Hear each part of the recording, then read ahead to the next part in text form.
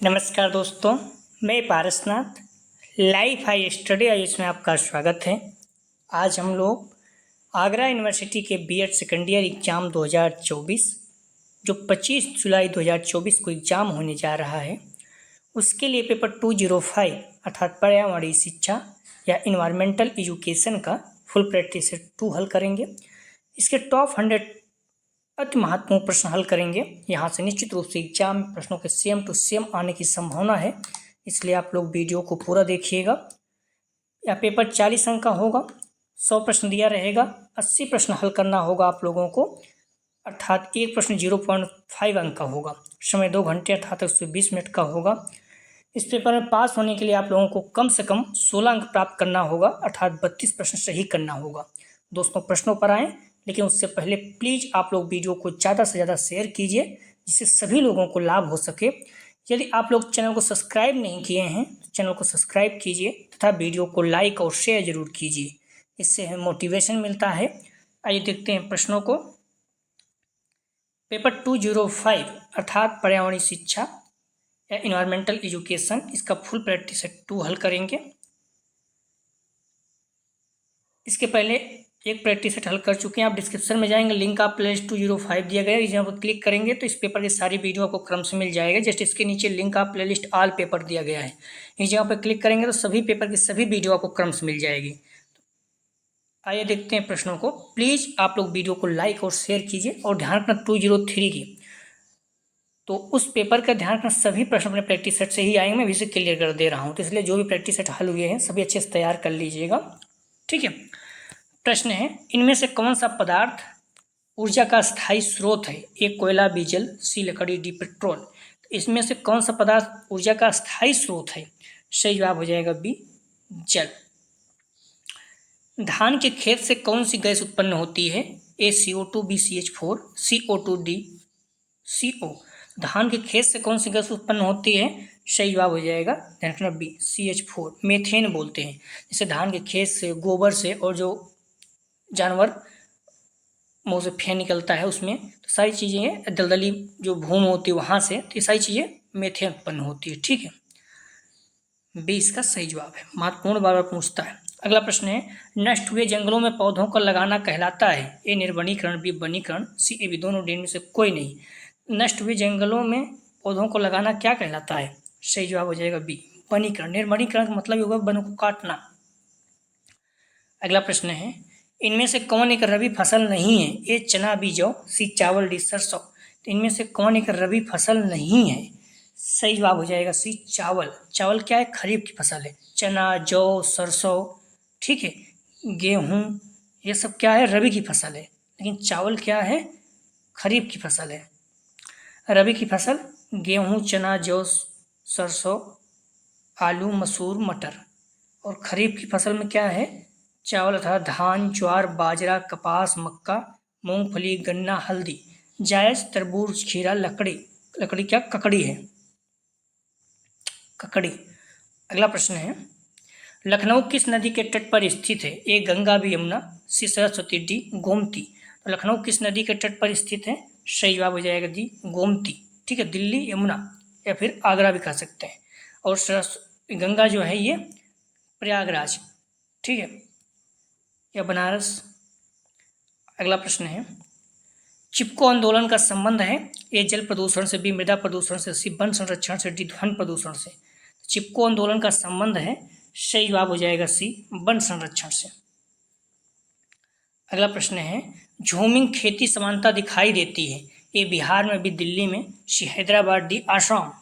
झूमिंग खेती समानता दिखाई देती है, सही जवाब हो जाएगा 7 का डी आसाम में। झूमिंग खेती मतलब आप कृषि कर रहे हो, जब वहाँ की ज़मीन अनुपजाऊ हो जाए, मतलब उत्पादन कम हो जाए तो उसको शिफ्ट कर जाना, जैसे शिफ्टिंग कल्चर भी कहते हैं। अगला प्रश्न है, पृथ्वी पर उपस्थित 57% जल उपलब्ध है? ए नदियों में, बी कुआं, सी तालाबों, डी महासागरों में। 57% जल कहाँ उपलब्ध है? सही जवाब हो जाएगा 8 का डी महासागरों में। अगला प्रश्न, शुद्ध जल का पीएच मान है? ए 5, बी 6, सी 7, डी 8। शुद्ध जल का पीएच मान कितना होता है? 7। 7 मतलब उदासीन है, अगर 7 से अधिक हो गया तो क्षारी, कम हो गया तो अम्लीय। अगला प्रश्न है, प्रत्येक जीव किसे प्रभावित करता है व उससे प्रभावित होता है? ए जल, बी भूमि, सी पर्यावरण, डी गैस। प्रत्येक जीव किसे प्रभावित करता है? सही जवाब हो जाएगा सी पर्यावरण। अगला प्रश्न है, पर्यावरण कानूनों को लागू करने में बाधा है? एक कमजोर आर्थिक स्थिति, भी धार्मिक व सामाजिक रीति रिवाज, सी जन सामान्य की अज्ञानता, डी उपयुक्त सभी। तो पर्यावरण कानूनों को लागू करने में बाधा है, सही जवाब हो जाएगा 11 का डी उपयुक्त सभी। अगला प्रश्न है, विश्व जल दिवस मनाया जाता है? ए 22 मई, बी 22 मार्च, सी 23 मार्च, डी 22 अप्रैल। तो विश्व जल दिवस कब मनाया जाता है? सही जवाब हो जाएगा बी 22 मार्च को। आप लोग ध्यान रखना 22 मार्च को विश्व जल दिवस, 22 अप्रैल को विश्व, ध्यान रखना, पृथ्वी दिवस, ठीक है, और 22 मई को जैव विविधता दिवस। तो ध्यान रखना 22 मार्च को जल दिवस, जल के ऊपर क्या है? पृथ्वी, तो 22 अप्रैल को पृथ्वी दिवस, फिर 22 मई को जैव विविधता दिवस, तीनों याद रखना महत्वपूर्ण है। 22 अप्रैल को विश्व पृथ्वी दिवस मनाया जाता है। विश्व पृथ्वी दिवस 2022 की थीम क्या थी? इन्वेस्ट इन आवर प्लेनेट, हमारे ग्रह में निवेश करें। 22 मई को अंतर्राष्ट्रीय जैव विविधता दिवस या विश्व जैव विविधता दिवस मनाया जाता है। पर्यावरण दिवस 2023 की थीम क्या थी? प्लास्टिक पॉल्यूशन का समाधान। अगला प्रश्न है, ऊर्जा संकट का समाधान है? ए पेट्रोलियम ऊर्जा, बी कोयला की खोज, सी वैकल्पिक ऊर्जा, डी पावर कटौती। संकट ऊर्जा का समाधान है, सही जवाब हो जाएगा सी वैकल्पिक ऊर्जा। अगला प्रश्न है, परंपरागत ऊर्जा स्रोत नहीं है? ए लकड़ी, बी कोयला, सी पेट्रोलियम, डी पवन ऊर्जा। परंपरागत ऊर्जा स्रोत नहीं है, सही जवाब हो जाएगा डी पवन ऊर्जा। अगला ध्यान रखना, परंपरागत ऊर्जा के स्रोत कोयला, पेट्रोलियम, प्राकृतिक गैस, जलावन, उपले और बिजली। गैर परंपरागत ऊर्जा के स्रोत सौर ऊर्जा, पवन, वायु, ज्वारीय ऊर्जा, बायोगैस और परमाणु ऊर्जा। अगला प्रश्न है, सर्वप्रथम परितंत्र शब्द का प्रयोग किसने किया? ए एजी टांसले, बी ओडम, सी फॉस्बर्ग, डी हेगट। सर्वप्रथम पारितंत्र शब्द का प्रयोग किसने किया? सही जवाब हो जाएगा ए एजी टांसले। अगला प्रश्न है, मरुस्थल किसका अंग है? ए पारितंत्र, बी राजनीति शास्त्र, सी भूविज्ञान, डी राजस्थान। तो मरुस्थल किसका अंग है? सही जवाब हो जाएगा ए पारितंत्र का। अगला प्रश्न है, वृक्षों को डाट भी कहते हैं? ए उत्पादन, बी उपभोक्ता, सी विखंडक, डी परजीवी। तो वृक्षों को कहते हैं, सही जवाब हो जाएगा 17 का ए उत्पादक। अगला प्रश्न है, जल, प्रकाश, ताप, क्रम, पारिस्थितिकी तंत्र के कौन से घटक हैं? ए अजैविक, बी जैविक, सी गौण, डी इनमें से कोई नहीं। तो जल, प्रकाश, ताप, क्रम, पारिस्थितिकी तंत्र के कौन से घटक हैं? सही जवाब हो जाएगा, ध्यान रखना, ए अजैविक। अगला प्रश्न है, ध्यान रखना पारितंत्र के घटक हैं अजैविक, जैविक। अजैविक में कौन कौन आता है? भौतिक कारक, अकार्बनिक पदार्थ और कार्बनिक पदार्थ। भौतिक कारक में तापमान, आर्द्रता, प्रकाश, वायुमंडलीय दाब। अकार्बनिक पदार्थ में जल, ऑक्सीजन, कार्बन डाइऑक्साइड, नाइट्रोजन। कार्बनिक पदार्थ में प्रोटीन, कार्बोहाइड्रेट, लिपिड। जैविक घटक में है उत्पादक, इसमें हरे पौधे, उपभोक्ता, जंतु, अपघटक, सूक्ष्म जीव। सभी महत्वपूर्ण है, पूछा भी गया है। अगला प्रश्न है, जैव विविधता का प्रकार नहीं है? ए आनुवांशिक विविधता, बी प्रजाति विविधता, सी पारिस्थितिकी विविधता, डी प्रदेशी विविधता। सही जवाब हो जाएगा 19 का डी प्रदेशी विविधता। अगला ध्यान रखना, आमतौर पर जैव विविधता के 3 स्तरों पर चर्चा की जाती है: आनुवांशिक, प्रजाति और पारिस्थितिकी तंत्र विविधता। आनुवांशिक विविधता सभी अलग अलग पौधों, जानवरों, कवक और सूक्ष्म जीवों में निहित सभी अलग अलग जीन हैं। अगला प्रश्न है, वन प्राणियों की नीति कथाओं से संबंधित पुस्तक है? ए पंचतंत्र, बी हत्तिमताई, सी अलिफ लैला, डी विक्रम बेताल। तो वन प्राणियों की नीति कथाओं से संबंधित पुस्तक है, सही जवाब हो जाएगा ए पंचतंत्र। आप लोग ध्यान रखना, डिस्क्रिप्शन में जाओगे, लिंक आप प्लेलिस्ट 205 दिया गया, जहाँ पे क्लिक करोगे तो इस पेपर की सारी वीडियो आपको क्रम से मिल जाएगा। जस्ट नीचे अगर आप क्लिक करोगे तो लिंक आप प्लेलिस्ट ऑल पेपर दिया गया है, सभी पेपर की सभी वीडियो आपको क्रम से मिल जाएगा। तो प्लीज़ आप लोग वीडियो को लाइक और शेयर कीजिए। कॉलेज ग्रुप या फिर जो भी फ्रेंड आपके बीएड कर रहे हैं, आगरा यूनिवर्सिटी के जिस कॉलेज में आप एग्जाम देने जाते हैं वहाँ भी चैनल के बारे में बताइए, निवेदन है आप लोगों से। हम लोग फाइल के बारे में भी बात करेंगे, इससे एग्जाम हो जाएगा, ठीक है। तो आप लोग प्लीज़ वीडियो को लाइक और शेयर कीजिए, टेलीग्राम व्हाट्सएप ग्रुप दोनों ज्वाइन कर लीजिए, जिससे आपको नोटिफिकेशन प्राप्त हो सके। अगला प्रश्न है, किस उद्योग में विलायकों द्वारा सर्वाधिक वायु प्रदूषण होता है? ए पेंट व पॉलिश, बी चीनी, सी इस्पात, डी सीमेंट।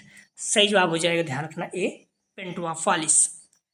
अगला प्रश्न है, मोटर वाहनों से निकलने वाला कौन सा प्रदूषक मानव स्वास्थ्य पर घातक प्रभाव डालता है? ए पारा, बी सीमा, सी अमोनियम, डी क्लोरीन। सही जवाब हो जाएगा बी सीसा। अगला प्रश्न है, वायु प्रदूषण का दुष्प्रभाव है? ए चक्रवात, बी अम्लीय वर्षा, सी मूसलाधार वर्षा, डी आंधी। सही जवाब हो जाएगा 23 का, ध्यान रखना, बी अम्लीय वर्षा। अगला प्रश्न है, एक अपघटनीय प्रदूषक है? ए प्लास्टिक, बी लकड़ी, सी लोहा, डी मिट्टी के बर्तन। सही जवाब हो जाएगा 24 का, ध्यान रखना, ए प्लास्टिक। अगला प्रश्न है, निम्नलिखित में से कौन सा कारक नदी जल प्रदूषण के लिए सर्वाधिक रूप से उत्तरदायी है? प्रदूषण के लिए सर्वाधिक उत्तरदायी है? ए वन विनाश, बी घरेलू अपमार्जक, सी औद्योगिक अपशिष्ट, डी कृषि बहिर्स्राव। निम्नलिखित में से कौन सा कारक नदी जल प्रदूषण के लिए सर्वाधिक उत्तरदायी है? सही जवाब हो जाएगा, ध्यान रखना, सी औद्योगिक अपशिष्ट। विनाश, वन विनाश काट रहे हैं, ठीक है, प्रॉब्लम है। घरेलू अपमार्जक है लेकिन उतना ज़्यादा नहीं है। कृषि बहिर ये भी है लेकिन उतना ज़्यादा नहीं है। लेकिन औद्योगिक अपशिष्ट जो छोड़े है, कानपुर में देखिए चमड़ा उद्योग है, इतना ज़्यादा गंदा कर देता है पानी को। कानपुर के बाद आप सरकार इस पर कई अभियान चलाने के बावजूद भी सफल नहीं हो पा रही है। तो इस तरह से आप ध्यान रखिए कि हैं तो सभी, लेकिन इसमें सर्वाधिक रूप से उत्तरदायी तो जो औद्योगिक अपशिष्ट, इंडस्ट्रियल अपशिष्ट है, ये सबसे ज़्यादा प्रभावित करते हैं जल को। अगला प्रश्न है, प्रदूषित जल के प्रयोग से होने वाला प्रमुख रोग है? ए अस्थमा, बी आंत्रशोथ, बी मलेरिया, डी बहरापन। तो प्रदूषित जल के प्रयोग से होने वाला प्रमुख रोग है, सही जवाब हो जाएगा बी आंत्रशोथ। अगला प्रश्न है, समुद्री सतह पर तेल के फैलाव को कहते हैं? A oil cover, B oil net, C oil slick, D oil floor. समुद्री सतह पर तेल के फैलाव को कहते हैं, सही जवाब हो जाएगा सी ऑयल स्लिक। अगला प्रश्न है, मृदा प्रदूषण से तात्पर्य है? ए मृदा की उर्वर शक्ति का ह्रास, बी मृदा की उपज में गुणवत्ता का विकास, सी मृदा की उर्वर शक्ति में वृद्धि, डी उपयुक्त सभी। तो मृदा प्रदूषण से तात्पर्य है, सही जवाब हो जाएगा, ध्यान रखना, ए मृदा की उर्वर शक्ति का ह्रास। अगला प्रश्न है, ध्वनि प्रदूषण के नियंत्रण के उपाय के रूप में वाहनों में प्रयोग करना चाहिए? ए साइलेंसर, बी लुब्रिकेशन, सी हेलमेट, डी स्मोक फिल्टर। ध्वनि प्रदूषण के नियंत्रण के उपाय के रूप में वाहनों में प्रयोग करना चाहिए, सही जवाब हो जाएगा ए साइलेंसर। अगला प्रश्न है, ध्वनि की तीव्रता को मापने की इकाई है? ए वाट, बी जूल, सी डेसिबल, डी कैलोरी। तो ध्वनि की तीव्रता को मापने की इकाई है, सही जवाब हो जाएगा सी डेसिबल। डेसिबल को ध्यान रखना, डी वी के रूप में लिखा जाता है, ठीक, कैसे? D small V capital. ये एग्जाम में पूछा गया है राजा महेंद्र प्रताप सिंह में, तो यहाँ भी पूछा जा सकता है, ठीक है, गलत नहीं करना। तो डेसिबल को कैसे लिखा जाता है, इस तरह से ध्यान रखना। तो ध्वनि तीव्रता को कैसे नापा जाता है, डेसिबल। और डेसिबल को कैसे लिखा जाता है, डी स्मॉल में, कैपिटल में बी। पृथ्वी का वह भाग, ध्यान रखना, जो भी नोट्स में लिखा जाता है सब महत्वपूर्ण होता है, एग्जाम में पूछे जाते हैं। सारे प्रश्न एग्जाम में आए हुए हैं, चाहे राजा महेंद्र प्रताप सिंह या फिर आगरा यूनिवर्सिटी, ठीक है, सारे प्रश्न एग्जाम में आ सकते हैं। पृथ्वी का वह भाग जिसमें जीव रहते हैं? ए आवास, बी नीच, सी पर्यावरण, जी जैवमंडल। पृथ्वी का वह भाग जिसमें जीव रहते हैं, सही जवाब हो जाएगा डी जैवमंडल। अगला प्रश्न है, पर्यावरण पर स्टॉकहोम सम्मेलन कब हुआ? ए 1978, बी 1992, सी 1972, डी 1991। सही जवाब हो जाएगा सी 1972। पर्यावरण पर स्टॉक सम्मेलन 1972 में। अंतर्राष्ट्रीय पर्यावरण चेतना एवं पर्यावरण आंदोलन के प्रारंभिक सम्मेलन के रूप में 1972 में संयुक्त राष्ट्र संघ ने स्टॉकहोम में दुनिया के सभी देशों का पहला पर्यावरण सम्मेलन आयोजित किया था। कौन सा विषय पर्यावरण से संबंधित है? तो ए जंतु वनस्पति विज्ञान, बी रसायन शास्त्र, सी दर्शन शास्त्र, डी उपयुक्त सभी। सही जवाब हो जाएगा 33 का, ध्यान रखना, डी उपयुक्त सभी। अगला प्रश्न है, वायुमंडलीय गैसों में ऑक्सीजन का प्रतिशत है लगभग? ए 25, बी 21, सी 15, डी 30। तो वायुमंडलीय गैसों में ऑक्सीजन का पूछा है, तो ऑक्सीजन का परसेंटेज 21% है, ठीक है, लगभग 21% है, 20 पॉइंट बी दशमलव समथिंग है, 20 का सही जवाब है। अगला प्रश्न है, पर्यावरण में BMW है? A British Motor Works, B Barcelona man works, C bureau of men's welfare, D biomedical waste. तो पर्यावरण में BMW क्या है? सही जवाब हो जाएगा डी बायोमेडिकल वेस्ट। अगला प्रश्न है, हमारे वायुमंडल में सर्वाधिक प्रचुरता में पाई जाने वाली गैस है AH2BN2 CO2 DO2। हमारे वायुमंडल में सर्वाधिक प्रचुरता में पाई जाने वाली गैस है, सही जवाब हो जाएगा बी N2। 78.08% है। इसके बाद ध्यान रखना ऑक्सीजन पाई जाती है, तो नाइट्रोजन कितना है 78.08% और ऑक्सीजन कितना है 20.95। अगला प्रश्न है, वायुमंडल के बाहरी भाग को कहते हैं ट्रोपोस्फियर बी, एक्सोस्फियर सी, मेसोस्फियर डी, थर्मोस्फियर। सही जवाब हो जाएगा 37 का बी, एक्सोस्फियर। पृथ्वी के वायुमंडल के 5 परतें, क्षोभ मंडल, समताप मंडल, मध्यमंडल, आयन मंडल, बहिर्मंडल। ठीक है, वायुप्रत, क्षोभ मंडल सबसे नीचे है, वायुमंडल सबसे ऊपर है। अगला प्रश्न है, संयुक्त राष्ट्र पर्यावरण कार्यक्रम स्थापित हुआ। तो सही जवाब हो जाएगा 38 का, ध्यान रखना डी, 1972 में नैरोबी केन्या में। अगला प्रश्न है, चिपको आंदोलन प्रारंभ किया गया। सही जवाब हो जाएगा 39 का, ध्यान रखना डी, सुंदरलाल बहुगुणा द्वारा। चिपको आंदोलन की पहली लड़ाई 1973 शुरुआत उत्तराखंड के चमोली जिलों में हुई थी। वायुमंडल का सर्वाधिक ठंडा भाग है ए स्ट्रेटोस्फियर, बी मेसोस्फियर, सी थर्मोस्फियर, डी ट्रोपोस्फियर। तो वायुमंडल का सर्वाधिक ठंडा भाग है, सही जवाब हो जाएगा बी मेसोस्फियर। मेसो मतलब मध्यमंडल, मध्यमंडल सबसे ठंडी वायुमंडल परत है। मध्यमंडल पृथ्वी की सतह से लगभग 50 से 80 किलोमीटर के मध्य में स्थित है। मध्यमंडल मंडल का औसत तापमान लगभग -85 डिग्री सेल्सियस है। अगला प्रश्न है, वायुमंडल का वह भाग जिसमें ओजोन परत है ए ट्रोपोस्फियर, बी स्ट्रेटोस्फियर, सी मेसोस्फियर, डी थर्मोस्फियर। सही जवाब हो जाएगा 41 का बी स्ट्रेटोस्फियर। वायुमंडल का वह भाग जिसमें ओजोन परत है तो स्ट्रेटोस्फियर। पृथ्वी के वायुमंडल का 51% से अधिक ओजोन मुख्यतः स्ट्रेटोस्फियर संताप मंडल, स्ट्रेटोस्फियर मतलब संताप मंडल में, क्षोभ मंडल के ऊपर जस्ट पाई जाती है 91%। पृथ्वी की सतह के लगभग 10 किलोमीटर से अधिक तथा पृथ्वी की सतह से लगभग 30 किलोमीटर की दूरी तक स्थित है, यद्यपि इसकी मोटाई मौसम और भौगोलिक दृष्टि से बदलती रहती है। अगला प्रश्न है, सदाबहार वनों का प्रमुख लक्षण है ए मध्य वर्षा, बी वर्षा नहीं, सी वर्ष पर्यंत वर्षा, डी इनमें से कोई नहीं।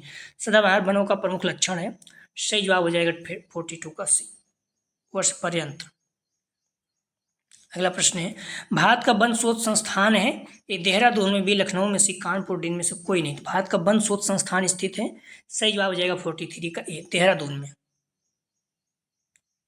अगला प्रश्न है, वन संरक्षण अधिनियम लागू किया गया था ए 1980, बी 1972, सी 1978, डी 1984।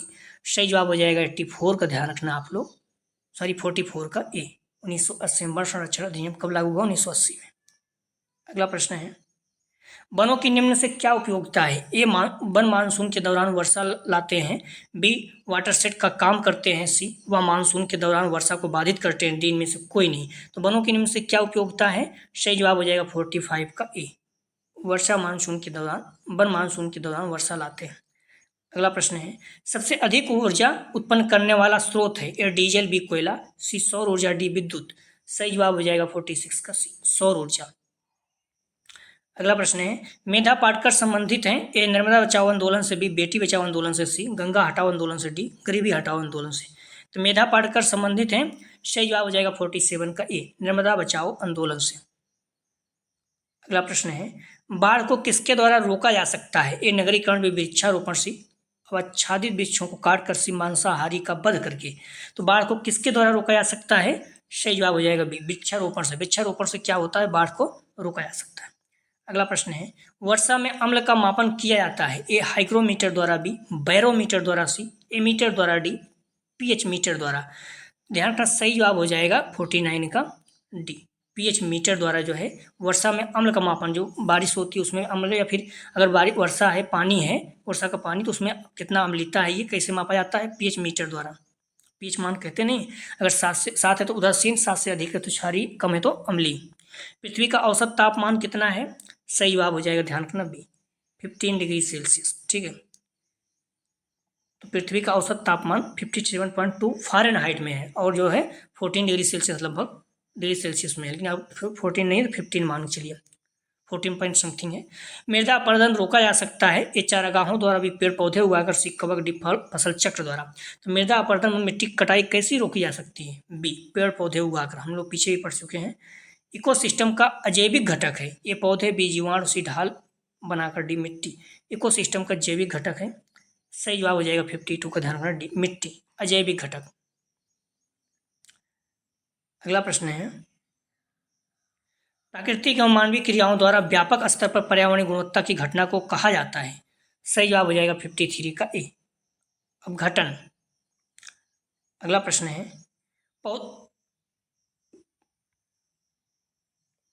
पौधों के विकास के लिए आवश्यक पोषक तत्व किसके द्वारा मृदा में वापस पहुंच जाते हैं?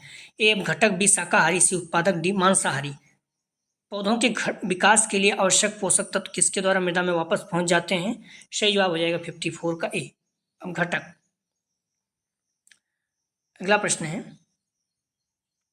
निम्न में से कौन सा जीव शाकाहारी नहीं है? ए हिरण, बी गाय, सी शेर, डी बकरी। सही जवाब हो जाएगा 55 का सी, शेर। अगला प्रश्न है, निम्न में से कौन सा जानवर शाकाहारी है? ए बिल्ली, बी कुत्ता, सी शेर, डी गिलहरी। सही जवाब हो जाएगा 56 का, ध्यान रखना डी, गिलहरी। गिलहरी क्या है? शाकाहारी है। बिल्ली, कुत्ता, शेर ये सब मांसाहारी। बिल्ली भी देखिए चूहा खाता है, कुत्ता भी खा जाते हैं, बिल्ली को खा जाता है, शेर जो है दोनों खाता नहीं है, बट मांसाहारी तो है। अगला प्रश्न है, इन्वायरमेंट शब्द निकला है एक ग्रीक शब्द से, बी लैटिन शब्द से, फ्रेंच शब्द से, डी रोमन शब्द से। सही जवाब हो जाएगा 57 का, फ्रेंच शब्द से। पर्यावरण अर्थात इन्वायरमेंट शब्द की उत्पत्ति फ्रेंच शब्द इन्वायरोनेन से हुआ है, जिसका अर्थ है पड़ोस। अगला प्रश्न है, आधुनिक कृषि बुरी तरह प्रभावित है? ए वायु प्रदूषण द्वारा, बी मृदा प्रदूषण द्वारा, सी जल प्रदूषण, डी उपयुक्त सभी। तो आधुनिक कृषि बुरी तरह से प्रभावित है, सही जवाब हो जाएगा डी, उपयुक्त सभी। अगला प्रश्न है, निम्नलिखित में से एक मानव निर्मित पारिस्थितिकी तंत्र है? ए हर्वेरियम, बी एक्सवेरियम, सी सेल कल्चर, डी वन। सही जवाब हो जाएगा 59 का, ध्यान रखना आप लोग बी, एक्सवेरियम, मानव निर्मित। अगला प्रश्न है, टांसले द्वारा प्रतिपादित पद है? ए पारिस्थितिकी विज्ञान, बी पारिस्थितिकी तंत्र, सी नीचे, डी उत्तराधिकारी से सक्सेशन। सही जवाब हो जाएगा 60 का, ध्यान रखना बी, पारिस्थितिकी तंत्र। अगला प्रश्न है, सांस्कृतिक पर्यावरण में सम्मिलित है? ए प्राकृतिक पर्यावरण, बी भौतिक पर्यावरण, सी अभौतिक पर्यावरण, डी बी सी दोनों। सांस्कृतिक पर्यावरण में सम्मिलित है, सही जवाब हो जाएगा डी, बी सी दोनों, मतलब भौतिक पर्यावरण और अभौतिक पर्यावरण दोनों। सांस्कृतिक पर्यावरण के अंतर्गत धर्म, नैतिकता, प्रथाएं, लोकाचार, कानून, व्यवहार्य प्रतिमान, समस्त भौतिक और भौतिक वस्तुएं जैसे रेल, मकान, सड़क आदि आते हैं। अगला प्रश्न है, जीवों का घनत्व संबंधित है? सही जवाब हो जाएगा 62 का, ध्यान रखना ए, आकारिकी अनुकूलन से। अगला प्रश्न है, किसी एक क्षेत्र तक सीमित प्रजातियां कहलाती हैं? ए लुप्त प्राय प्रजाति, बी स्थानीय प्रजाति, सी एज प्रजाति, डी कीस्टोन प्रजाति। सही जवाब हो जाएगा 63 का बी, स्थानिक प्रजाति। अगला प्रश्न है, निम्नलिखित में एक जलवायु कारक है? ए आर्द्रता, बी तापमान, सी मृदा, डी ए बी दोनों। तो निम्नलिखित में एक जलवायु कारक है, सही जवाब हो जाएगा 64 का डी, ए बी दोनों, आर्द्रता, तापमान दोनों। जलवायु कारकों में वर्षण, तापमान, आर्द्रता, वायु प्रकाश आदि भौतिक कारक सम्मिलित हैं। अगला प्रश्न है, पारिस्थितिकी पद प्रस्तावित किया था? ए ओडम, बी हेकल, सी टेंसले, डी पंडित डी शर्मा। तो पारिस्थितिकी पद प्रस्तावित किया था, सही जवाब हो जाएगा बी, हेकल। अगला प्रश्न है, इकोलॉजिक अर्थात पारिस्थितिकी जर्मन शब्द का प्रयोग प्रथम 1866 में जर्मन जीव वैज्ञानिक अर्नेस्ट हैकल ने अपनी पुस्तक जनरेट मोर्फोलॉजी देर ऑर्गेनिज्मेन में किया था। ठीक है, जनरल मोर्फोलॉजी देर ऑर्गेनिज्मेन में किया था। अगला प्रश्न है, जीवमंडल सम्मिलित है करता है? ए तालाब, बी वन, सी खेत, डी उपयुक्त सभी। तो जीवमंडल सम्मिलित है, सही जवाब हो जाएगा, ध्यान रखना डी, तालाब, वन, खेत सभी। अगला प्रश्न है, एक पारिस्थितिकी सम्मिलित करता है? ए हरे पौधे, बी जंतु मात्र, सी ए बी दोनों, डी हरे पौधे, जंतु तथा घटक। एक पारिस्थितिकी तंत्र सम्मिलित करता है, सही जवाब हो जाएगा डी, हरे पौधे, जंतु अब घटक। अगला प्रश्न है, किसी पारिस्थितिकी तंत्र का केंद्रीय पक्ष है? ए सूर्य, बी उत्पादक, सी जीवभार, डी उपभोक्ता। किसी पारिस्थितिकी तंत्र का केंद्रीय पक्ष है, सही जवाब हो जाएगा ए सूर्य। अगला प्रश्न है, ट्रॉफिक स्तर है? सही जवाब हो जाएगा 69 का, ध्यान रखना बी, खाद्य श्रृंखला का भाग। अगला प्रश्न है, अध्ययन की शाखा जो जीवधारियों और पर्यावरण के मध्य अंतःक्रिया अध्ययन करती है कहलाती है ए पारिस्थितिकी तंत्र, बी पारिस्थितिकी, सी मानव विज्ञान, डी पारिस्थितिकी अनुक्रमण। सही जवाब हो जाएगा 70 का बी पारिस्थितिकी। अगला प्रश्न है जीवमंडल व जीवधारियों के मध्य संतुलन को कहा जाता है। सही जवाब हो जाएगा 71 का ए पारिस्थितिकी संतुलन। अगला प्रश्न है शाकाहारी कहे जा सकते हैं ए उत्पादक, बी उपभोक्ता, से प्राथमिक उपभोक्ता, डी अपघटक। शाकाहारी कहे जा सकते हैं, सही जवाब हो जाएगा सी प्राथमिक उपभोक्ता। अगला प्रश्न है प्रकाश संश्लेषण का उत्पाद होता है ए भोजन, B oxygen, C carbon dioxide, D A B दोनों। तो प्रकाश संश्लेषण का उत्पाद होता है, सही जवाब हो जाएगा 73 का डी ए बी दोनों, भोजन और ऑक्सीजन दोनों। अगला प्रश्न है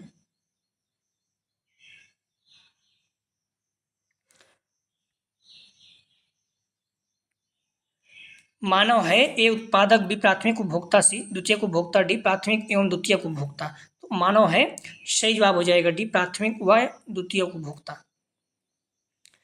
उत्पादों का भोजन करने वाले जीवधारियों को कहा जाता है ए शाकाहारी, बी मांसाहारी, सी सर्वाहारी, डी अपघटक। तो उत्पादकों का भोजन करने वाले जीवधारियों को कहा जाता है, सही जवाब हो जाएगा ए शाकाहारी। अगला प्रश्न है पृथ्वी दिवस मनाया जाता है ए 5 जून, बी 26 अक्टूबर, सी 22 अप्रैल, डी 5 सितंबर। पृथ्वी दिवस मनाया जाता है, सही जवाब हो जाएगा सी 22 अप्रैल।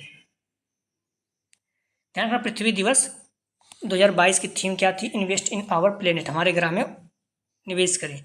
2023 की थीम क्या थी, प्लास्टिक प्रदूषण का समाधान।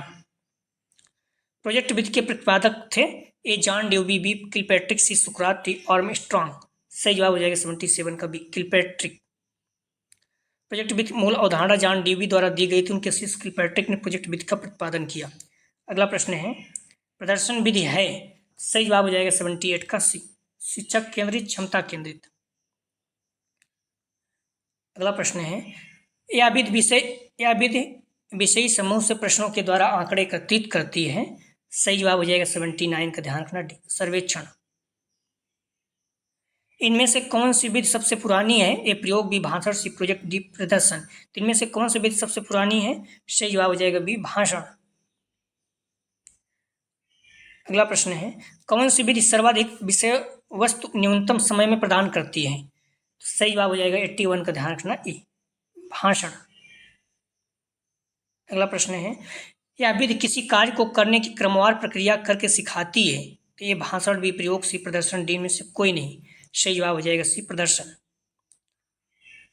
अगला प्रश्न है राष्ट्रीय पुरस्कार से सम्मानित सर्वोत्तम फिल्म वाटर वायरल, जो कि एक जल संरक्षण से संबंधित है, के निर्देशक कौन हैं, सही जवाब हो जाएगा T3 का बी शांतनु सेन। 2019-20 में पहली बार प्राथमिक से माध्यमिक स्तर पर इको क्लब हेतु अनुदान किसके द्वारा दिया गया, सही जवाब हो जाएगा ए समग्र शिक्षा। इको क्लब का उद्देश्य नहीं है, सही जवाब हो जाएगा डी छात्रों को प्लास्टिक बैग के प्रयोग हेतु प्रेरित करना, ये नहीं है इको क्लब, बल्कि इसको कम करना है, छात्रों को अपने आसपास के क्षेत्र साफ सफाई से हेतु प्रेरित करना, बिल्कुल पौधे लगाने की व्यवस्था करना, लाउड स्पीकर के विरुद्ध अभियान चलाना, ये सारे इको क्लब के उद्देश्य है, लेकिन प्लास्टिक को बढ़ावा देना ये नहीं है, डी इसका सही जवाब है। अगला प्रश्न है पर्यावरण अध्ययन है ए अंतर विषयक बहुविषयक, बी अंतर विषयक अनुशासनात्मक ट्रांसडिसिप्लिनरी, सी ए बी दोनों, डी में से कोई नहीं, तो पर्यावरण अध्ययन है, सही जवाब हो जाएगा सी ए बी दोनों। अगला प्रश्न है किसकी पहुंच सर्वाधिक है, सही जवाब हो जाएगा T7 का, ध्यान रखना ए प्रिंट मीडिया की पहुंच ज्यादा है।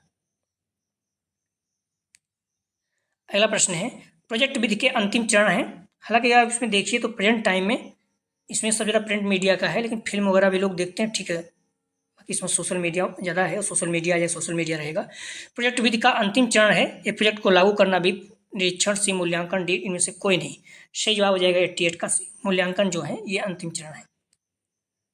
वानप्रस्थ की आयु है, सही जवाब हो जाएगा 89 का, ध्यान रखना सी 50 से 75 ये वानप्रस्थ की आयु है। आश्रम 4 हैं, ठीक है, ब्रह्मचर्य, गृहस्थ, वानप्रस्थ, संन्यास।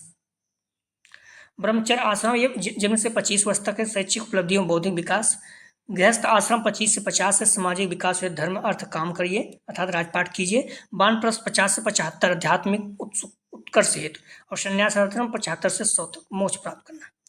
अगला प्रश्न है, जैव विविधता के लिए खतरा है, ए प्रदूषण, बी प्राकृतिक वास का विनाश, सी ग्लोबल वार्मिंग, डी उपयुक्त सभी। तो जैव विविधता के लिए खतरा है, सही जवाब हो जाएगा डी उपयुक्त सभी, प्रदूषण, प्राकृतिक वास का विनाश, ग्लोबल वार्मिंग सभी। अगला प्रश्न है, अम्लीय वर्षा उत्पन्न करने वाली मुख्य गैसें हैं, A sulphur dioxide, nitrogen oxide dioxide, B ozone और oxygen gas, C chlorofluorocarbon, D इनमें से कोई नहीं। तो अम्लीय वर्षा उत्पन्न करने वाली प्रमुख गैसें हैं, सही जवाब हो जाएगा, ध्यान रखना ए सल्फर डाइऑक्साइड और नाइट्रोजन डाइऑक्साइड। अम्ल वर्षा में अम्ल दो प्रकार के वायु प्रदूषण से आते हैं, SO2 NO2, जिन्हें क्रमशः सल्फर डाइऑक्साइड और नाइट्रोजन डाइऑक्साइड कहा जाता है। अगला प्रश्न है, इन गैसों का जब वर्षा जल से अभिक्रिया होती है तो सल्फ्यूरिक एसिड H2SO4 और नाइट्रिक एसिड HNO3 बनाते हैं, जो वर्षा के साथ ही बरसते हैं। ऐसी वर्षा को अम्लीय वर्षा कहा जाता है। पर्यावरण उन समस्त दशाओं का योग है जिसमें जीव निवास करता है, परिभाषा किसकी मोस्ट इंपॉर्टेंट रखिए, अक्सर पूछा जाता है, एजी टांसले। पर्यावरण समस्त दशाओं का योग है जिसमें जीव विकास करते हैं, या वाक्य ध्यान रखना अलेक्जेंडर हम्बोल्ड का है, ठीक है, मुख्य रूप से देखिए तो अलेक्जेंडर हम्बोल्ड का है, ठीक है। पर्यावरण समस्त दशाओं का योग है जिसमें जीव निवास करते हैं, तो इसमें अगर नहीं है, ठीक है, हम्बोल्ड, तो एजी टांसले ही कर दीजिए, लेकिन अगर शुद्ध रूप से देखिए तो अलेक्जेंडर हम्बोल्ड का है। अगला प्रश्न है, पर्यावरण शिक्षा की निम्नलिखित प्रकृति है, ए सकारात्मक उपागम की प्रकृति, मूल्यों की उच्चीकरण, विश्व विद्युत की भावना की प्रकृति, डी उपयुक्त सभी। पर्यावरण शिक्षा निम्नलिखित प्रकृति का है, सही जवाब हो जाएगा डी उपयुक्त सभी। पर्यावरण के प्रति संचेतना और वैज्ञानिक सोच का विकास है, सही जवाब हो जाएगा ए संज्ञानात्मक उद्देश्य। अगला प्रश्न है, पर्यावरण शिक्षा के क्षेत्र हैं, सही जवाब हो जाएगा 95 का, ध्यान रखना ए व्यापक। अगला प्रश्न है, पर्यावरण शिक्षा के व्यापक क्षेत्र के अंतर्गत है, ए पर्यावरण शिक्षा बहुआयामी रूप से, बी जनसंख्या वृद्धि की समस्या, सी प्रदूषण की समस्या, डी उपयुक्त सभी। तो पर्यावरण शिक्षा के व्यापक क्षेत्र के अंतर्गत आते हैं, सही जवाब हो जाएगा डी उपयुक्त सभी। अगला प्रश्न है, मनोगत्यात्मक क्रियात्मक उद्देश्य के अंतर्गत आते हैं, सही जवाब हो जाएगा, ध्यान रखना 97 का डी। ए और बी दोनों, पर्यावरण सुरक्षा संरक्षण कार्यक्रम में भाग लेना, पर्यावरण खेल क्लब आदि में सहभागिता और प्रोत्साहन। अगला प्रश्न है, अंतर्राष्ट्रीय पर्यावरण दिवस मनाया जाता है, सही जवाब हो जाएगा 98 का ए 5 जून। अगला प्रश्न है, पर्यावरण दिवस 2024 की थीम भूमि पुनर्स्थापन और स्थलीकरण और सूखे से निपटने की क्षमता। पर्यावरण दिवस 2023 की थीम प्लास्टिक प्रदूषण का समाधान। पर्यावरण दिवस 2022 की थीम सिर्फ एक पृथ्वी। पर्यावरण दिवस 2021 की थीम पारिस्थितिकी तंत्र की बहाली। पृथ्वी दिवस 2022 की थीम, ध्यान कन्फ्यूजन है, पृथ्वी दिवस है, हमारे ग्रह में निवेश करें। पृथ्वी दिवस 2021 की थीम हमारी पृथ्वी को पुनर्स्थापित करें। विश्व पृथ्वी दिवस 2020 की थीम क्लाइमेट एक्शन। 23-24 तो याद होना चाहिए आपको, ठीक है। तो इस पॉइंट को ध्यान रखना, इसमें 2-3 पॉइंट ध्यान रखना बस, ज़्यादा। पर्यावरण दिवस 2024 की थीम क्या है, भूमि पुनर्स्थापन और स्थलीकरण और सूखे से निपटने की क्षमता। लैंड, इंग्लिश जरूर लिखना, land restoration, desertification and drop Reliance थी, ठीक है। और 23 की थीम क्या थी, प्लास्टिक प्रदूषण का समाधान, सोल्यूशन टू प्लास्टिक पोल्यूशन। ये दो तो कम से कम आप जरूर याद रखिएगा, बाकी वो कुछ भी पूछ लेते हैं, पुराने भी क्वेश्चन पूछ लेते हैं, तो बदलते भी नहीं है, किसके पूछ लेते हैं। पर्यावरण जागरूकता के लिए प्रथम अंतर्राष्ट्रीय सम्मेलन का आयोजन हुआ, सही जवाब हो जाएगा 99 का डी, 1972 स्टॉकहोल्म स्वीडन में।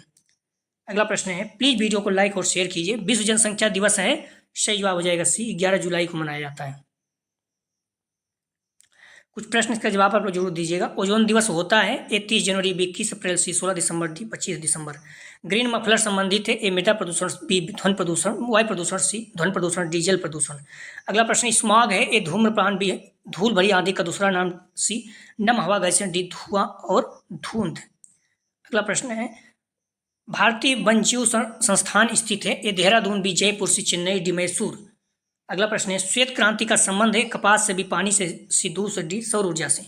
बी और डी सूचक है, ए वायु प्रदूषण का, बी जल प्रदूषण, सी मृदा प्रदूषण, डी रेडियोधर्मी का।